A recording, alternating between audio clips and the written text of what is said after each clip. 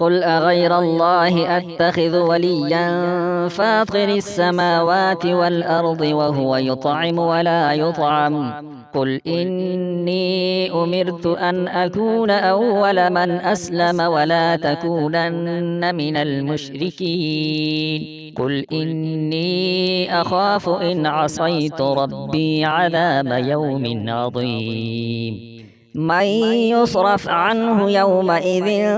فقد رحمه وذلك الفوز المبين وإن يمسسك الله بضر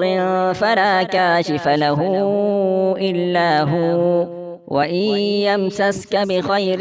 فهو على كل شيء قدير وهو القاهر فوق عباده وهو الحكيم الخبير قل أي شيء أكبر شهادة قل الله شهيد بيني وبينكم وأوحي إلي هذا القرآن لأنذركم به ومن بلغ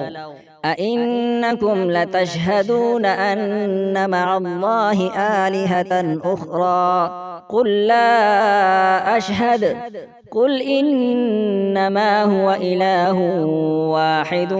وإنني بريء مما تشركون